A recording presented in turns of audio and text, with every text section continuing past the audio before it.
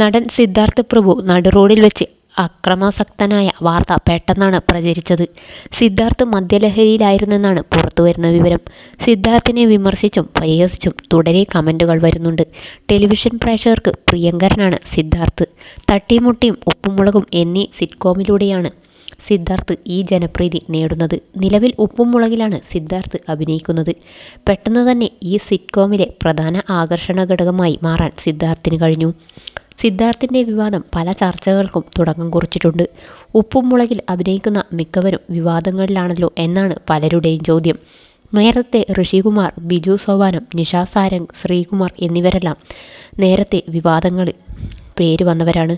ഉപ്പും മുളകിൻ്റെ സംവിധായകരെതിരെ ഒരിക്കൽ നിഷ സാരംഗ് പരസ്യമായി ആരോപണം ഉന്നയിച്ചിരുന്നു. സെറ്റിൽ ഏറെക്കാലമായി തന്നെ മാനസികമായി ഉപദ്രവിക്കുകയാണെന്നും സെറ്റിൽ വെച്ച് മോശം കമൻറ്റുകൾ പറയുകയും തനിക്ക് മോശം മെസ്സേജുകൾ അയക്കുകയും ചെയ്യുന്നതെന്നാണ് അന്നത്തെ ഉപ്പും മുളകും സംവിധായകൻ ആർ ഉണ്ണികൃഷ്ണനെതിരെ നിഷ സാരംഗ് ഉന്നയിച്ച ആരോപണം.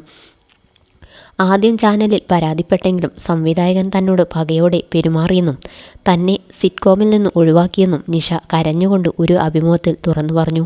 വ്യാപക പ്രതിഷേധം വന്നതോടെ ഇയാളെ സംവിധാന സ്ഥാനത്ത് നിന്നും മാറ്റി.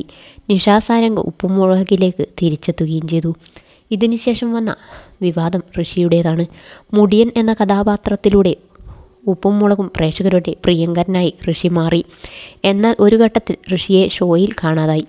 ഇതേക്കുറിച്ച് പൊട്ടിക്കരഞ്ഞുകൊണ്ടാണ് ഋഷി ഒരു അഭിമുഖത്തിൽ സംസാരിച്ചത്. സംവിധായകൻ തന്നോടുള്ള വിരോധമാണ് ഇതിന് കാരണമെന്നും തൻ്റെ കഥാപാത്രം ഡ്രഗ് കേസിൽ അകത്തായതായി ചിത്രീകരിച്ച് തന്നെ ഒഴിവാക്കുകയാണെന്നും ഋഷി തുറന്നു പറഞ്ഞു. ഇതോടെ വിഷയത്തിൽ പ്രതികരണവുമായി ഫ്ലവേഴ്സ് ചാനൽ മേധാവി ശ്രീകണ്ഠൻ നായർ രംഗത്ത് വന്നു. സംഭവത്തിൽ ഒരു വശം മാത്രമാണ് ജനങ്ങൾ കേട്ടത്. നിങ്ങൾ ടെലിവിഷനും സോഷ്യൽ മീഡിയയും വഴി അറിയുന്ന കാര്യങ്ങളായിരിക്കില്ല സത്യം. പെട്ടെന്ന് ആർട്ടിസ്റ്റ് തടിച്ചു കൊഴുക്കും, ചിലപ്പോൾ ചാനലിന് മുകളിലേക്ക് വളരും. അങ്ങനെ വരുമ്പോൾ വെട്ടി വീഴ്ത്താതിരിക്കാൻ പറ്റില്ലെന്നും ശ്രീകണ്ഠൻ നായർ പറഞ്ഞു.